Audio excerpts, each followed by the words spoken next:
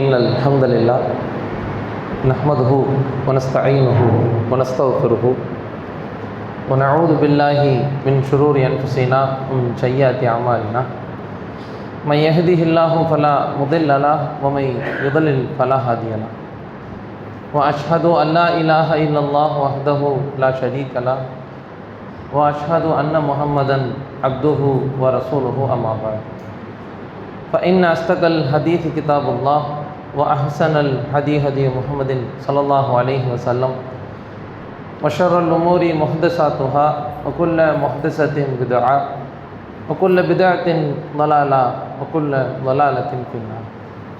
எல்லாம் வல்ல அல்லாஹ்வின் நல்லடியார்களே, அல்லாஹ்வின் மகத்தான பேரருளால் சிறப்புக்குரிய இந்த ஜும்மாவுடைய நாளில் அல்லாஹுடைய இறை இல்லத்தில் அவனை வணங்கி வழிபட வேண்டும், அவனுடைய மார்க்கம் சம்பந்தமான உபதேசங்களை கேட்டு அதன் அடிப்படையில் நம்முடைய வாழ்க்கையை சீரமைத்து இம்மையிலும் மறுமையிலும் வெற்றி பெற வேண்டும் என்ற நல்ல எண்ணத்திலே இங்கே ஒன்று கூடியிருக்கக்கூடிய நம் அனைவரின் மீதும் அந்த ஏக இறைவனின் சாந்தியும் சமாதானமும் வற்றாத பெரும் கருணையும் என்றென்றும் உண்டாகட்டுமாக.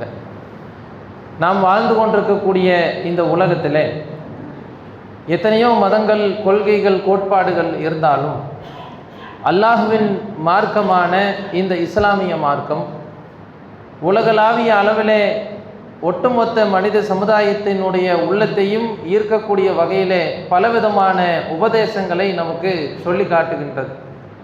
வெறுமனே தொழுங்கள், நோன்பு வையுங்கள், ஜகாத்து கொடுங்கள், ஹஜ்ஜு செய்யுங்கள் என்று இபாதத்துகள் சம்பந்தமான விஷயங்களை மட்டும் இஸ்லாமிய மார்க்கம் நமக்கு உபதேசமாக சொல்லாமல் அன்றாட வாழ்க்கையில் மனிதர்களாகிய நாம் காலையில் எழுந்தது முதல் இரவு தூங்கச் செல்வது வரை, பிறந்தது முதல் இறக்கக்கூடிய காலம் வரை ஒவ்வொரு விஷயங்களிலும் நாம் எப்படியெல்லாம் கவனம் செலுத்தி இந்த பூமியிலே வாழ வேண்டும் என்பதற்காக வேண்டி நம்முடைய வாழ்க்கை இந்த உலகத்திலேயும் நாளை மறுமையிலேயும் சிறப்பான முறையிலே அமைய வேண்டும் என்பதற்காக வேண்டி ஏராளமான உபதேசங்களை அல்லாஹுடைய தூதரும் நமக்கு செய்திருக்கின்றார்கள்.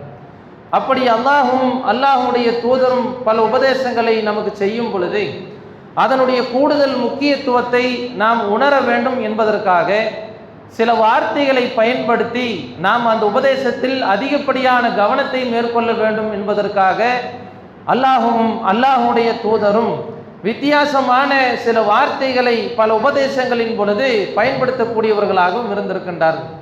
அது என்ன வார்த்தை என்று சொன்னால், அல்லாஹ்வின் தூதர் நிறைய செய்திகளை நமக்கு சொல்லியிருக்கின்றார்கள். அந்த செய்தியினுடைய பட்டியலில் சில செய்திகளை சொல்லும் பொழுது நமக்கு ஒரு வார்த்தையை சேர்த்து சொல்லுவார்கள். யார் இந்த காரியத்தில் ஈடுபடுகின்றாரோ, யார் இதை செய்யாமல் இருக்கின்றாரோ, யார் இப்படிப்பட்ட பண்புக்கு சொந்தக்காரராக இருக்கின்றாரோ அவர் என்னை சார்ந்தவர் கிடையாது, அவர் இந்த இஸ்லாத்தை சார்ந்தவர் கிடையாது, இந்த முகமது ஆகிய எனக்கும் அவருக்கும் சம்மதம் கிடையாது என்ற வார்த்தையை சேர்த்து பயன்படுத்தக்கூடிய வகையிலே மிகவும் எச்சரிக்கை உணர்வோடு பல செய்திகளை அல்லாஹுடைய தூதர் நமக்கு உபதேசம் செய்திருக்கின்றார். அப்படி அல்லாஹ்வின் தூதர் சொன்ன உபதேசங்களில் இன்றைய தினம் ஜும்மாவுடைய நாளிலே நாம் பார்க்க இருக்கக்கூடிய முக்கியமான செய்தி என்னவென்று சொன்னால், அகமது என்ற ஹதீஸ் கிதாபிலே 22,755வது செய்தியாக இந்த செய்தி இடம்பெற்றிருக்கின்றது. அல்லாஹுடைய தூதர் சொல்லி காட்டுகின்றார்கள், லைசமின் உம்மதி மல்லம் யுஜில்ல கபீரனா வயர்ஹம்னா சஈரனா. யார் பெரியவர்களிடத்தில் மரியாதையுடன் நடக்கவில்லையோ, சிறியவர்களிடத்தில் யார் இரக்கம் காட்டவில்லையோ அவர்கள் என்னை சார்ந்தவர் கிடையாது. யார் பெரியவர்களிடத்தில் மதிப்பும் மரியாதையோடும் இந்த பூமியிலே வாழவில்லையோ, அவர்களுக்கு உண்டான கண்ணியத்தை இந்த பூமியிலே கொடுக்கவில்லையோ, சிறுவர்களாக குழந்தைகளாக நம்மை அண்டி வாழக்கூடிய அந்த மக்களிடத்தில் அன்பு காட்டி இரக்கம் காட்டி அவர்கள் மீதான பொறுப்புணர்வை யார் சரிவர கவனிக்காமல் இருக்கின்றார்களோ அவர்களை பற்றி அல்லாஹ்வுடைய தூதர் சொல்லி காட்டுகின்றார்கள், அவர்கள் என்னை சார்ந்தவரே கிடையாது, அவர்களுக்கும் எனக்கும் சம்மதம் கிடையாது, அவர்கள் முஸ்லிம் மோமின் என்ற அந்தஸ்தை பெற்றவர்கள் கிடையாது, காரணம் அவர்கள் என்னை சார்ந்தவர்களே கிடையாது என்று நபிகள் நாயகம் ஸல்லல்லாஹு அலைஹி வஸல்லம் அவர்கள் சொல்லி காட்டுகின்றார்கள். என்றால் இந்த விஷயத்தில் நம்முடைய பார்வைகள் எப்படி இருக்கின்றது? நம்முடைய வாழ்க்கையில அன்றாடம் நிறைய பெரிய நபர்களை எல்லாம் சந்திக்கின்றோம். சின்னஞ்சிறு குழந்தைகளோடு நம்முடைய வாழ்க்கையை வாழ்ந்து கொண்டிருக்கிறோம். இப்படிப்பட்ட நேரத்தில் உண்மையிலேயே மார்க்கம் சொன்ன அடிப்படையில் தான் அவர்களோடு நாம் நடந்து கொண்டிருக்கின்றோமா? உண்மையிலேயே பெரியவர்களிடத்தில் மரியாதையோடும் சிறியவர்களிடத்தில் இரக்க உணர்வோடும் வாழ்ந்து உண்மையில் அல்லாஹ்வுடைய தூதரனுடைய அன்புக்கு சொந்தக்காரர்களாக நாம் மாறுகின்றோமா? அல்லது அவர்களுடைய சாபத்திற்கும் கோபத்திற்கும் உரியவர்களாக நேர் மாற்றமாக வாழ்ந்து நம்முடைய வாழ்க்கையை அமைத்து கொண்டிருக்கின்றோமா என்பதை கொஞ்சம் நாம் சிந்தித்து பார்க்க கடமைப்பட்டிருக்கிறோம். இந்த உலகத்தில் அல்லாஹ் ரப்புல் ஆலமீன் படைத்திருக்கக்கூடிய பருவங்களிலே மிக முக்கியமான அனுபவம் வாய்ந்த நல்ல பக்குவங்கள் நிறைந்த நிறைய விஷயங்களை அனுபவத்தோடு தன்னுடைய வாழ்க்கையில் நடைமுறைப்படுத்தி கொண்டிருக்கின்ற பருவம் எது அப்படின்னு சொன்னா முதுமை பருவம் தான். இந்த முதுமை பருவத்தில் தன்னுடைய வாழ்க்கையில கடந்த கால வாழ்க்கையில் என்னமெல்லாம் நடந்துச்சு, எப்படியெல்லாம் நம்முடைய சமுதாய மக்கள் நாம வாழ்ந்தப்ப இருந்தாங்க, இப்போ இப்படியெல்லாம் உலகம் இருக்கின்றதே என்று சொல்லி கண்ணுக்கு முன்னால் வளரக்கூடிய தலைமுறையை பார்த்து சங்கடப்பட்டும் சிரமப்பட்டும் இப்படியெல்லாம் நம்முடைய சமூகம் இருக்கின்றதே என்று வேதனைப்படக்கூடிய நிறைய முதியவர்களை சமுதாயத்தில் பார்க்கும். அதே போல காலம் காலமாக குடும்பத்துக்காக உழைத்து கஷ்டப்பட்டு மழை வெயில்னு பார்க்காம அன்றாடம் தினம் கூலிக்காக வேண்டி பலவிதமான சிரமங்கள் பட்டு கடைசியில நடக்கக்கூட முடியாம, எழுந்திரிச்சு சாப்பிடக்கூட முடியாம, கழிவறைக்கு போகிறதுக்கு கூட இன்னொருத்தருடைய துணையை எதிர்பார்த்து வாழக்கூடிய ஒரு மிகப்பெரிய முக்கியத்துவம் வாய்ந்த மரியாதையை அதிகம் நாம் செலுத்த வேண்டிய கவனமாக நாம் பார்க்க வேண்டிய ஒரு பருவம் யார் என்று சொன்னால் அந்த முதியோர் என்று சொல்லக்கூடிய வயதான நிலையில் நம்மை எதிர்பார்த்து நம்முடைய உதவியை எதிர்பார்த்து நமக்கு யாராவது பக்கபலமாக இருக்க மாட்டார்களா? நம்ம கூட உட்கார்ந்து 4 வார்த்தை யாரும் பேச மாட்டாங்களா? நம்ம கூட நமக்கு வேணுங்கிறது யாரும் செஞ்சு தர மாட்டாங்களான்னு சொல்லி அடுத்தவர்களை எதிர்பார்த்து பலகீனப்பட்டு இருக்கக்கூடிய அந்த முதுமை பருவத்தில் யாரெல்லாம் நம்முடைய கண்ணுக்கு முன் இருக்கின்றார்களோ அவர்கள் விஷயத்தில் நாம் கூடுதல் அக்கறை செலுத்தக்கூடியவர்களாக இருக்க வேண்டும். காரணம், நம்முடைய மறுமை வாழ்க்கையை நாளை மறுமையிலே நமக்கு சொர்க்கமா இல்லையா என்பதை தீர்மானிக்கக்கூடிய மிக பெரும் பாக்கியம் அந்த முதியவர்களை கவனிக்கக்கூடியதில் தான் இருக்கின்றது என்பதை நாம் கொஞ்சம் ஆழமாக சிந்திக்க கடமைப்பட்டிருக்கின்றோம். பொதுவாக முதியவர்கள் என்று சொன்னாலே அதிலே முதலிடம் பிடிப்பவர்கள் யார் என்று சொன்னால் நம்முடைய பெற்றோர்கள் தான். நம்முடைய வாழ்க்கையிலே நமக்காகவே வாழ்ந்து நமக்காகவே மரணத்தை தழுவக்கூடிய அந்த வயதான நிலையில் இருக்கக்கூடிய பெற்றோர்களை எந்த அளவிற்கு நாம் மரியாதையோடு நடத்துகின்றோமோ கவனமாக பார்த்து கொள்கின்றோமோ அதுதான் நாளை மறுமையிலே நமக்கு சொர்க்கத்தை தீர்மானிக்கக்கூடியதாக இருக்கின்றது. அல்லாஹ்வுடைய தூதர் இயற்கையாகவோ யாரையுமே கெட்ட வார்த்தை பேசக்கூடியவர்களாகவோ அல்லது சபிக்கக்கூடியவர்களாகவோ அல்லது ஒரு திடீரென்று பாரதூரமான வார்த்தைகளை எல்லாம் பேசக்கூடிய நபராக ஒருபோதும் இருந்தது கிடையாது. ஆனால் ஒரு நாள் இது போன்ற சபையில் இருக்கிறாங்க, திடீர்னு அவர்களுக்கு வகை செய்தி வருகின்றது. அல்லாஹ்வுடைய தூதர் ஒரு வார்த்தையை சொல்லி காட்டுகின்றார்கள், ரஹிமா அன்புன் ரஹிமா அன்புன் ரஹிமா அன்புன். அவர்களுடைய மூக்கு மண்ணாகட்டும், அவர்கள் நாசமாகட்டும், அவர்கள் மீது இறைவனுடைய சாபம் உண்டாகட்டும் என்ற கருத்துப்பட இந்த வார்த்தையை சொல்லி காட்டுகின்றார்கள்.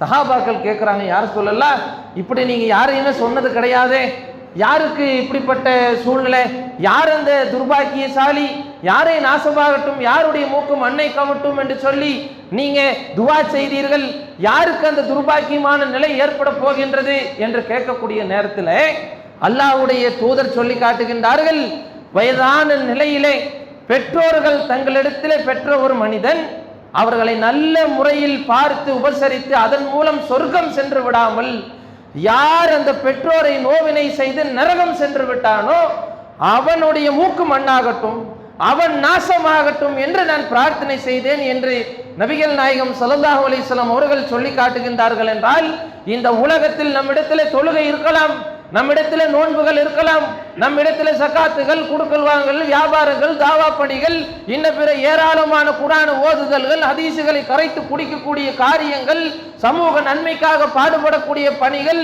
என்று சொல்லி ஏராளமான விஷயங்கள் நம்முடைய வாழ்க்கையிலே இருக்கலாம். ஆனால் நம்மிடத்திலே நம்மோடு அன்றி வாழக்கூடிய, நம்மை எதிர்பார்த்து அவர்களுடைய வயதான காலத்திலே நம்முடைய மகன், நம்முடைய பெண், நம்முடைய மக்கள் நம்மை நல்ல முறையில் பாதுகாத்துக் கொள்வார்கள் என்ற எதிர்பார்ப்போடு வயதான நிலையில் இருக்கக்கூடிய பெற்றோர்கள் விஷயத்திலே, அந்த முதியவர்கள் விஷயத்திலே நாம் கவனிக்க தவறிவிட்டோம் என்றால், அவர்களிடத்தில் நாம் அவமரியாதையாக நடந்து விட்டோம் என்றால், அவர்கள் செய்யக்கூடிய காரியங்களுக்காக அவர்கள் மீது கோபப்பட்டு அவர்களை நேசிக்காமல் அவர்களை வெறுத்தவர்களாக இந்த பூமியிலே நாம் வாழ்கின்றோம் என்றால், அல்லாஹ்வுடைய வெறுப்பும் அல்லாஹ்வுடைய கோபமும் அவனுடைய சாபமும் அவனுடைய நரக தண்டனையும் நாளை மறுமையிலே நம்மை மிகப்பெரிய அளவிலே தாக்க காத்து கொண்டிருக்கின்றது என்பதை கொஞ்சம் நாம் சிந்தித்து பார்க்க வேண்டும்.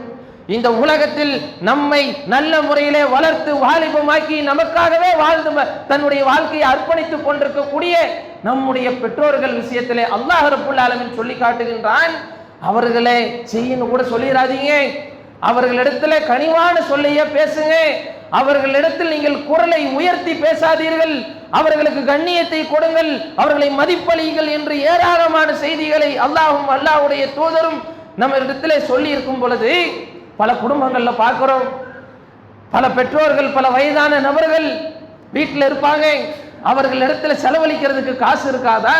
அவர் அவ்வளோ நாள் அந்த குடும்பத்துக்கு சம்பாதிச்சு மக்களுடைய எதிர்பார்ப்பை பார்த்துட்டு இப்போ உட்கார்ந்துட்டு இருக்கக்கூடிய பல பெற்றோர்களுடைய குடும்பத்தில் அந்த நேரத்தில் குடும்பத்தில் ஒரு பிரச்சனைன்னு வரும், குடும்பத்தில் ஏதாவது ஒரு நல்ல காரியம்னு வரும், அந்த சபையில உட்கார்ந்து பேசுவதற்கு இன்றைக்கு நம்முடைய குடும்பத்தில் பெற்றோர் அந்த பெரியவர்களுக்கு முதியவர்களுக்கு இன்னைக்கு சமூகத்தில் நாம முன்னுரிமை அளிக்கின்றோமா என்று பார்த்தால் கிடையாது. அவர்களே ஒடுங்கி மூலையில போய் உட்கார்ந்து கொண்டிருப்பதை இன்னைக்கு பார்க்கிறோம்.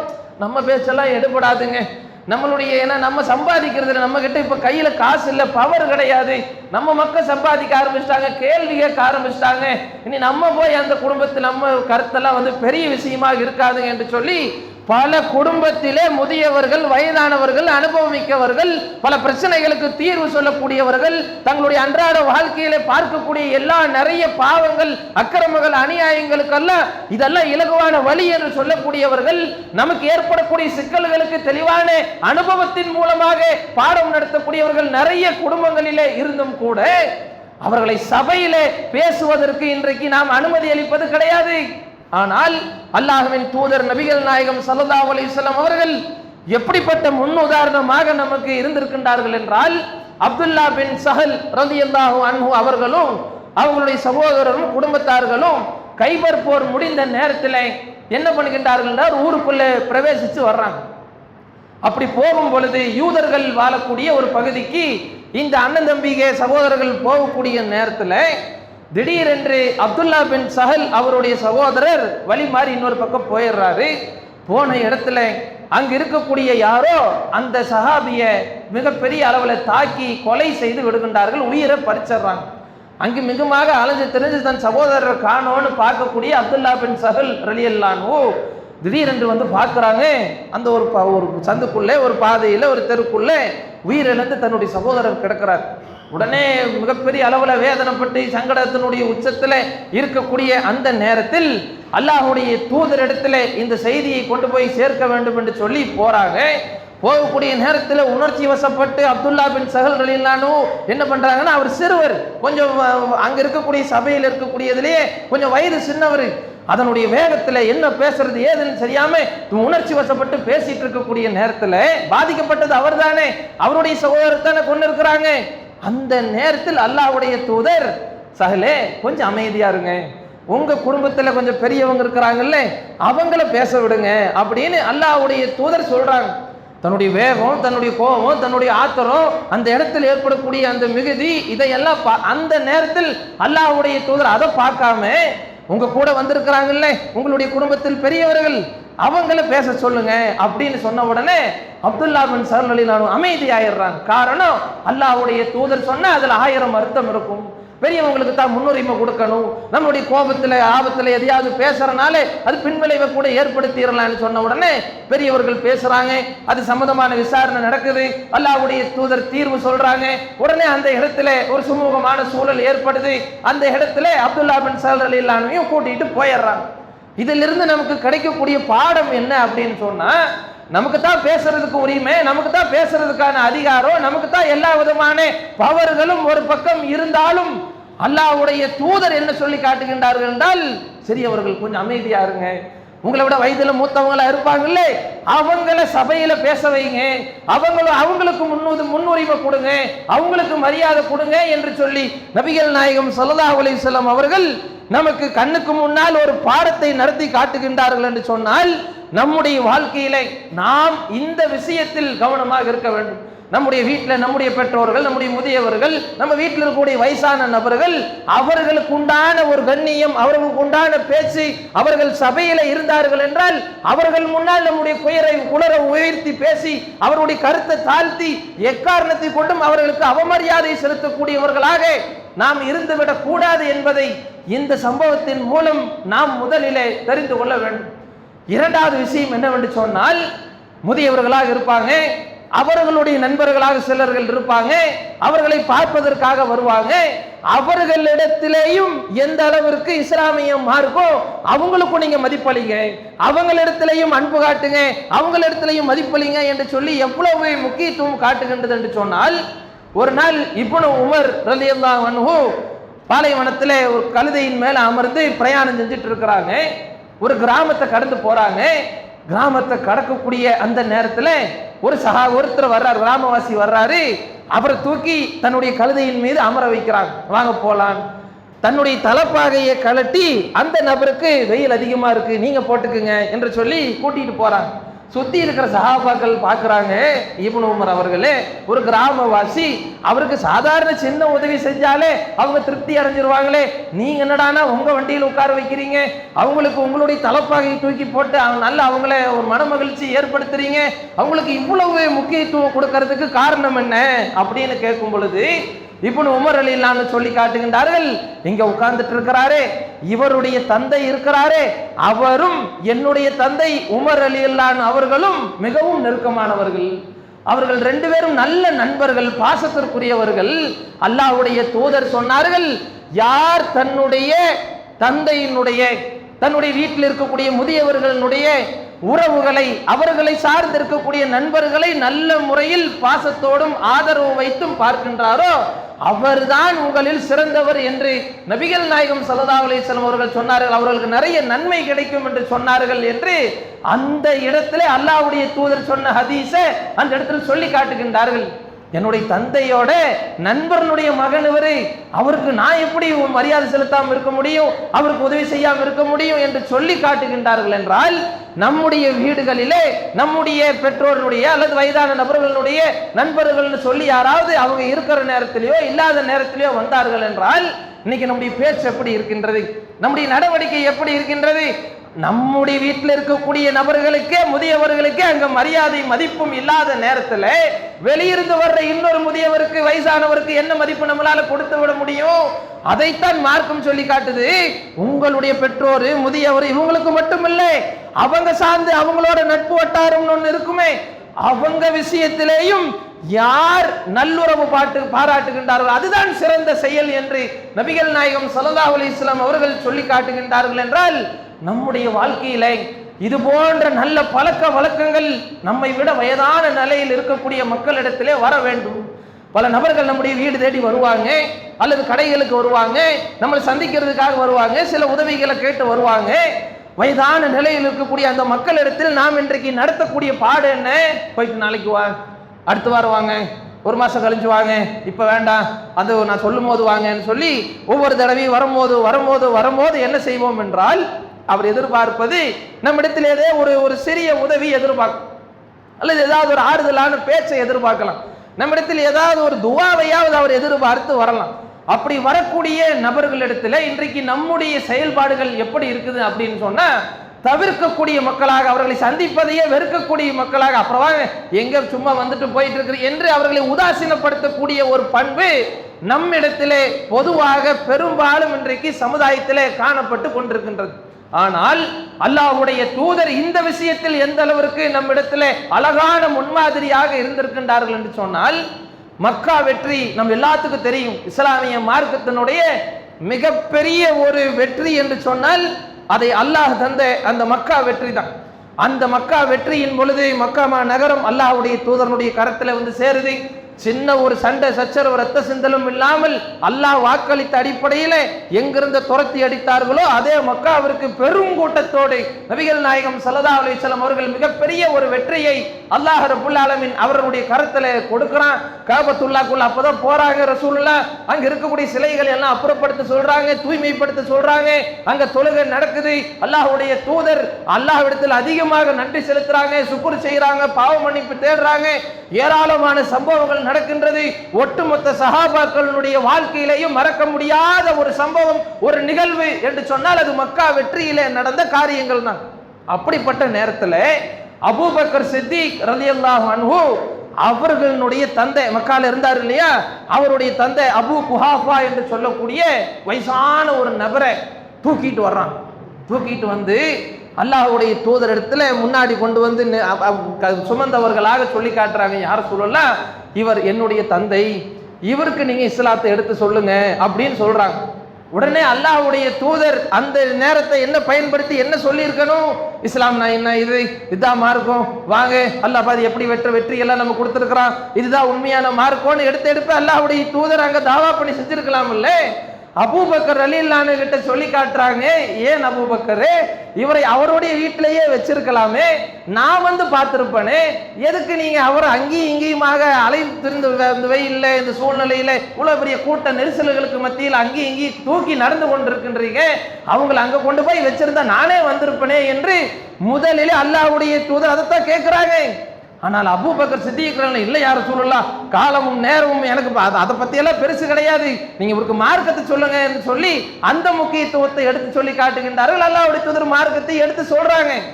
ஆனால் இதிலிருந்து நமக்கு கிடைக்கக்கூடிய படிப்பினை என்ன, நீங்க வீட்லயே இருந்திருக்கலாம் இல்ல, நான் வந்து பார்த்திருப்பேன் இல்ல, எதுக்கு இவர் அங்கேயும் இங்கே அலைய வைக்கிறீங்க என்று சொல்லி அல்லாஹ்வுடைய தூதருக்கு மட்டும் என்ன 25 வயசு பையன் அல்லாஹ்வுடைய தூதரு, அவர் வயதான நிலையில் இருக்கக்கூடியவர் தானே, அவர் சொல்லி காட்டுறாரு, இவர் அவங்க வீட்டிலேயே வச்சிருக்கலாம் இல்லை என்று அல்லாஹ்வின் தூதர் சொல்லி காட்டுகின்றார்கள். என்றால் நமக்கு நடப்பதற்கு நல்ல திடகாத்திரமான உடல்கள் எல்லாமே இருக்கக்கூடிய நேரத்தில், வாகன வசதிகள் இருக்கக்கூடிய நேரத்தில், பல சொந்த பந்தங்கள் உறவுகள் பெரியவர்கள் இவர்கள் நம்ம தான் வந்து பார்க்கணும், தேடி வந்து பார்க்கணும், நம்ம கிட்ட உதவி கேட்கணும், நம்மளை நாடி வரணும் என்றுதான் நாம் நினைக்கின்றோமே தவிர அவர்களை போய் நாம போய் பார்ப்போம், நம்மளை தேடி வர வேண்டாம், சிரமத்தை கொடுக்க வேண்டாம், அவர்களிடத்தில் அன்பு காட்டுவோம், அவர்களிடத்தில் பாசம் காட்டுவோம் என்ற ஒரு மரியாதை உணர்வு இன்றைக்கு சமூகத்திலே நம்மிடத்தில் இருக்கின்றதா என்று பார்த்தால் பெரும்பாலான மக்களிடத்தில் கிடையவே கிடையாது. காரணம் என்னவென்று சொன்னால் சைத்தான் மெல்ல மெல்ல நம்முடைய உள்ளத்திலே ஒரு கடும் போக்கை ஏற்படுத்தி கொண்டிருக்கிறான். நல்ல திடகாத்திரமா இருக்கிறோம், நல்ல பலமா இருக்கிறோம், நல்ல நமக்கு இன்னும் தலைமுறையெல்லாம் ஒண்ணு நிறைச்சிட்டு போல, நம்ம பேச்சு எவ்வளவு நல்ல கனமா இருக்குது, உடல் நல்ல திடகாத்திரமா இருக்குது, நமக்கு என்ன நோய்வாய்ப்பட்டா கிடக்கிறோம், நமக்கு என்ன நல்ல சொத்து பத்து, நமக்கு நல்ல எல்லா விதமான காரியங்களும் இருக்கின்றது என்று நாம் நினைத்துக் கொண்டிருக்கின்றோம். ஆனால் வதில்கல் அய்யாமுனு தாவிலுஹா பைனன் நாஸ், கால சக்கரத்தை மனிதர்களுக்கு மத்தியிலே நாமே மாறி மாறி சுழல செய்து கொண்டிருக்கிறோம். நாம் நினைத்துக் கொண்டிருக்கிறோம், நெஞ்சு துணிச்சலோடு நரம்பு துடிப்போடு இன்னைக்கு பேசிக் கொண்டிருக்கலாம், ஆட்டமாடி கொண்டிருக்கலாம். ஆனால் நமக்கும் ஒரு முதுமை பருவம் ஏற்படும், நமக்கும் ஒரு இயலாமை நிலை ஏற்படும். அந்த நேரத்தில் நாம் எதிர்பார்ப்போமே, இந்த மக்கள் நமக்கு உதவி செய்ய வேண்டாமா, இந்த மக்கள் நமக்கு அன்பு காட்ட வேண்டாமா, யாருடைய உதவியாவது நமக்கு கிடைக்காதா, இவர்கள் நம்மிடத்தில் அன்பா பேச மாட்டாங்களா, இவர்கள் நம்மிடத்தில் பாசமா 4 வார்த்தை பேச மாட்டாங்களா, சாப்பிட்டியான்னு கேட்க மாட்டாங்களா, ஏதாவது குடிக்கணுமா என்று கேட்க மாட்டார்களா, ஒரு மருந்து மாத்திரை வேணுமா என்று கேட்க மாட்டார்களா, சபையில 4 பேருக்கு முன்னாடி நம்மளை மதிய நல்ல ஒரு மதிப்பு மிக்கவர்களாக என்னை அமர வைக்க மாட்டார்களா என்று ஒரு காலத்திலே நாமும் யோசிக்க வேண்டிய ஒரு சூழ்நிலை வரும். அப்பொழுது யோசிச்சு பார்ப்போம், நாம அப்படி நடக்கலையே, நம்மிடத்தில் அந்த பண்பு வரலையே, இப்ப நாம எதிர்பார்த்து என்னதான் நிலைமை என்று ஒரு காலத்தில் நாம் நினைப்போமே. அதைத்தான் அல்லாஹ்வுடைய தூதர் சொல்லி காட்டினார்கள். தனக்கு விரும்புவதையே தன்னுடைய சகோதரனுக்கும் நீங்கள் விரும்பாத வரை உண்மையான மூமியனாக, உண்மையான இறை நம்பிக்கை கொண்ட அடியார்களாக நீங்கள் மாற முடியாது என்று அல்லாஹ்வுடைய தூதர் 1000 விஷயங்களை அடக்கிய ஒரு நபி மொழியை நம்முடைய கண்ணுக்கு முன்னால் சொல்லி காட்டுகின்றார்கள் என்றால் யோசிக்க வேண்டும். ஏதோ சந்தர்ப்பத்திலே சூழ்நிலையிலே சில பேச்சிலே ஏதோ ஒரு வகையிலே நம்முடைய வீட்டில் இருக்கக்கூடிய முதியவர்களை, பெற்றோர்களை, நம்முடைய வயதிலே அதிகமாக இருக்கக்கூடிய நபர்களை நாம் ஏதாவது தொந்தரவுகள் கொடுத்திருக்கலாம், அவர்களிடத்திலே மதிப்பிழந்த வகையில் ஏதாவது பேசி இருக்கலாம், நடந்திருக்கலாம். உடனடியாக அவர்களிடத்திலே சென்று நாம் மன்னிப்பு கேட்க வேண்டும். அல்லாஹ்வுக்காக வேண்டி பொருத்தப்பட்டுக்குங்க, அல்லாஹ்வுக்காக வேண்டி என்ன மன்னிச்சிருங்க. ஒரு காலத்திலே நீங்களும் இப்படி இருக்கக்கூடிய இதே பருவத்தை நானும் அடையத்தான் போறேன். அந்த நேரத்தில் அல்லாஹ் எனக்கு அருள் செய்யணும்னா நான் இப்ப ஒழுக்கமா திருந்தி வாழணும்னு நினைக்கிறேன், என்ன மன்னிச்சிருங்க, சங்கடப்பட்டுக்காதீங்க. இனிமேல் உங்களுக்கு வேணுங்கிறது எல்லாத்தையும் நான் நல்ல முறையில் அன்பாகவும் பாசமாகவும் இருந்து செய்து தருவேன் என்று சொல்லி ஆணாக இருந்தாலும் பெண்களாக இருந்தாலும் நம்மை சுற்றி அண்டி வாழக்கூடிய நம்முடைய முதியவர்கள் இடத்திலே என்றைக்கு நாம் அன்பு காட்டி பாசம் காட்டி நேசம் காட்டி அவர்களுக்கு கொடுக்க வேண்டிய மரியாதையை முறையாக நாம் கொடுக்கின்றோமோ அப்பொழுதுதான் நாம் முஸ்லிம்கள், அப்பொழுதுதான் நாம் மூமீன்கள், அப்பொழுதுதான் நாம் நபிகள் நாயகம் ஸல்லல்லாஹு அலைஹி வஸல்லம் அவர்களை சார்ந்தவர்கள், அவர்களோடு சொர்க்கத்தில் இருக்கக்கூடிய பாக்கியத்தை பெற்றவர்களாக நாம் மாற முடியும். வல்ல ரப்புல் ஆலமீன் பேசிக் கொண்டிருக்கக்கூடிய எனக்கும் கேட்டுக்கொண்டிருக்கக்கூடிய உங்களுக்கும் அவர்கள் வாழ்க்கையிலே தெரியும் எது நாம் செய்து கொண்டிருக்கக்கூடிய தவறுகள் பாவங்கள் என்று. அதை திருந்தி வாழக்கூடிய நற்பாக்கியத்தை, நல்ல உள்ளத்தை, நல்ல எண்ணத்தை அல்லாஹ் நம் அனைவருக்கும் தந்தரல் புரிவானாக என்று கூறி ஜும்மாவின் முதல் உரையை நிறைவு செய்கிறோம். வாஹிர் தவானா அல்ஹம்துலில்லாஹி ரப்பில் ஆலமீன். அஸ்ஸலாமு அலைக்கும் வரஹ்மத்துல்லாஹி வபரகாத்துஹு.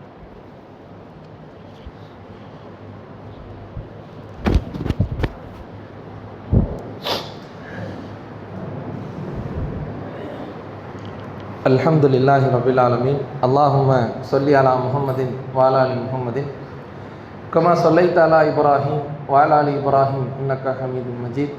அல்லாஹும்ம பாரிக் அலா முஹம்மதின் வஅலா ஆலி முஹம்மதின் கமா பாரக்த அலா இப்ராஹீம் வஅலா ஆலி இப்ராஹீம் இன்னக ஹமீதும் மஜீத். அன்பிற்குரிய அருமை சகோதர சகோதரிகளே, கோடை கால விடுமுறையிலே அல்லாஹனுடைய பேரருளால் 2 விதமான அருட்கொடைகளை நாம் எல்லாம் அனுபவித்து கொண்டிருக்கின்றோம். அல்லாஹ்வின் தூதர் சொல்லி காட்டினார்கள், மனிதர்களில் அதிகமானோர் 2 அருட்கொடை விஷயத்தில் கவனமற்றவர்களாக இருக்கின்றார்கள். ஒன்று அவர்களுடைய ஆரோக்கியம், இன்னொன்று அவர்களின் ஓய்வு. இந்த 2 அருட்கொடை விஷயத்தில் நாம் கூடுதல் கவனமும் அக்கறையும் செலுத்த வேண்டிய ஒரு காலம் எதுவென்று சொன்னால் இந்த கோடை கால சூழ்நிலையில் தான். குறிப்பாக நம்முடைய ஓய்வு மட்டும் அல்லாமல் அல்லாஹ் தந்திருக்கக்கூடிய மிகப்பெரிய அருட்செல்வங்களான நம்முடைய குழந்தைகள் விஷயத்தில் அவர்களுடைய ஓய்வை நல்ல முறையில் பயனுள்ளதாக கழிக்கக்கூடிய நல்ல மக்களாக அல்லாஹ் நம் அனைவரையும் ஆக்கி அருள் புரிய வேண்டும். இந்த கோடை விடுமுறையில் ஒரு 2 மாத காலம் நம்முடைய மக்கள் நம்மோடு இருக்கத்தான் போகின்றார்கள். அந்த சூழ்நிலையில் அவர்களிடத்தில் இரக்கம் காட்டி அல்லாஹ்வின் தூதர் சொன்ன அடிப்படையிலே அவர்கள் மீது பாசத்தையும் நேசத்தையும் அன்பையும் அதிகம் பொழியக்கூடிய மக்களாக மார்க்கம் அனுமதித்த அவர்களுக்கு தேவையான விஷயங்களை நல்ல முறையில் வாங்கி கொடுத்து அவர்களுக்கும் நமக்குமான ஒரு அன்பையும் பாசத்தையும் உள்ளத்தோடு கட்டி போடக்கூடிய நல்ல ஒரு பண்பை நாம் அனைவரும் வளர்த்தி கொள்ளக்கூடியவர்களாக இருக்க வேண்டும். காலையில் எந்திரிச்ச உடனே வேலைக்கு போகிறதும், காலையில் எந்திரி ராத்திரி நம்ம மக்கள்லாம் தூங்குனதுக்கு அப்புறம் வீட்டுக்கு வர்றதும், இப்படித்தான் கடந்த காலங்கள்லாம் இருந்திருக்கக்கூடிய நேரத்தில் இப்பொழுது மக்கள் நம்முடைய கண்ணுக்கு முன்னால் இருக்கக்கூடிய சூழ்நிலையில் நல்ல முறையில் அவர்களோடு இணக்கமாக அன்பாக பாசமாக பேசி அவர்களை கொஞ்சி குழாவி அவர்களுக்கு நல்ல முறையிலே வாழ்ந்து நல்ல ஒரு சூழ்நிலையை இந்த கோடை விடுமுறையிலே ஏற்படுத்தக்கூடிய மக்களாக இருக்க வேண்டும். இது முதல் காரியம். 2வது விஷயம் என்னவென்றால், இன்றைய தலைமுறையிடத்தில் அல்லாஹுவை பற்றி, அல்லாஹுடைய மார்க்கத்தை பற்றி, நபிகள் நாயகம் ஸல்லல்லாஹு அலைஹி வஸல்லம் அவர்களுடைய வரலாறுகளை பற்றி, நம்முடைய சமூகம் சந்தித்திருக்கக்கூடிய பிரச்சனைகள் குறித்து அவர்களுக்கு புரியக்கூடிய விதத்திலே தெளிவான முறையில் மார்க்க சிந்தனையை, மார்க்க உபதேசங்களை அவர்களுடைய உள்ளத்திலே நாம் ஏற்படுத்த கடமைப்பட்டிருக்கிறோம். வயதான நிலையில் பெற்றோர்களாகிய நாம் நல்ல முறையில் நம்முடைய பிள்ளைகள் கவனிக்க வேண்டும் என்று ஆசைப்படக்கூடிய மக்களாக இருக்கின்றோம் என்றால், நாம் சொர்க்கம் செல்வதை போல் நம்முடைய பிள்ளைகளும் சொர்க்கம் செல்ல வேண்டும் என்ற எண்ணத்தில் நாம் பயணிக்கக்கூடியவர்களாக இருக்கின்றோம் என்றால், நாம் செய்ய வேண்டிய காரியம் நம்முடைய பிள்ளைகளிடத்தில் அல்லாஹ் என்றால் யார், மார்க்கம் என்றால் என்ன, இறையச்சம் என்றால் என்ன, நல்ல குணங்கள் எது, தீய குணங்கள் எது என்பதையெல்லாம் தெளிவான முறையில் எடுத்து சொல்லி அவர்களை இந்த குறிப்பிட்ட கால இடைவெளியிலே நல்ல பண்புள்ளவர்களாக மாற்றி அடுத்த கல்வியாண்டு துவங்குவதற்குள் அவர்களுடைய உள்ளத்தில் மார்க்கத்தை தெளிவான முறையில் எடுத்து சொல்லக்கூடியவர்களாக இருக்க வேண்டும். இது 2வது காரியம். 3வது விஷயம் என்னவென்று சொன்னால், நம்முடைய பிள்ளைகள் பெரும்பாலும் ஒவ்வொருவரிடத்திலேயும் ஒவ்வொரு விதமான திறமைகள் இருக்கும். சிலர் தற்காப்புகளை பயிற்சியில் ஆர்வம் காட்டுவான், சிலர் ஓவியத்தில் ஆர்வம் காட்டுவான், சிலர் விளையாட்டில் ஆர்வம் காட்டுவான், சிலர் நீச்சல் பயிற்சியில் ஆர்வம் காட்டுவான், சிலர் நல்ல பேசுறதுல, சிலர் நல்ல விதமான ஒவ்வொரு புது விதமான கிரிட்டிக்கல் திங்கிங்ல ஸ்கில், ஒவ்வொருத்தருக்கும் வித்தியாசமான குணநலன்களை அல்லாஹ் ரப்புல் ஆலமீன் ஏற்படுத்தி இருக்கிறான். அது நம்ம மக்களிடத்தில் எது பெட்டரா இருக்குது, எது தேவை, எது இவங்களுக்கு செய்யணும் என்று சொல்லி யோசித்து அவர்களை இந்த கோடை விடுமுறையில தெளிவான முறையில் அவர்களுடைய திறமைகளை மேம்படுத்தக்கூடிய வகையில கொண்டு வந்து சேர்க்கக்கூடியவர்களாக இருக்க வேண்டும். ஆனால் நம்முடைய மக்களுக்கு தெரிந்ததெல்லாம் மொபைல் போன்களும், நம்முடைய மக்களுக்கு தெரிந்ததெல்லாம் டிவிகளும், வேகாத வெயில்ல காலையில போயிட்டு ராத்திரி வரக்கூடிய மக்களாகும். இப்படித்தான் நம்முடைய மக்கள் இருக்கின்றார்கள் என்று சொன்னால் அவர்களுடைய ஒட்டுமொத்த ஓய்வையும் நாம் நாசமாக்கி கொண்டிருக்கிறோம் பெரியவர்கள் என்பதை நாம் மூன்றாவதாக தெரிந்து கொண்டு இதிலே ஒரு படிப்பினை பெறக்கூடியவர்களாக இருக்க வேண்டும். இறுதியாக நம்முடைய சொந்த பந்தங்கள், நம்முடைய உறவுகள், நம்முடைய அண்டை வீட்டுக்காரர்கள் என்று சொல்லி நம்மோடு பழகக்கூடிய மக்களிடத்தில் அன்பையும் பாசத்தையும் உறவுகளோடு பின்னி பிணைந்து வாழக்கூடிய நல்ல ஒரு சூழ்நிலையை சமூகத்திலே ஏற்படுத்த கடமைப்பட்டிருக்கிறோம். சின்னத்தா யாரு, பெரியத்தா யாரு, மாமா யாரு, மத்தா யாரு என்று இன்னைக்கு எந்த மக்களுக்குமே யாரையுமே தெரியாது. எந்த வலியாப்பா யாரு, எந்த வலிமா யாரு, அவங்கெல்லாம் எங்க இருக்கிறாங்க யாரையுமே யாருக்கும் தெரியாது. ஒரு அம்மா வாப்பா 2 மக்கள், இப்படித்தான் பெரும்பாலும் பல குடும்பங்கள் இருக்கின்றதே தவிர பல குடும்பங்களிலே பெற்றோர்கள் பெரியவர்களுடைய உபதேசம் கிடைக்கிறது கிடையாது, குடும்ப உறவுகளுடைய அறிமுகம் கிடைக்கிறது கிடையாது. இதனாலேயே பல ஆண் பெண் குழந்தைகளுடைய எதிர்காலம் நாசமாகி கொண்டிருக்கின்றது.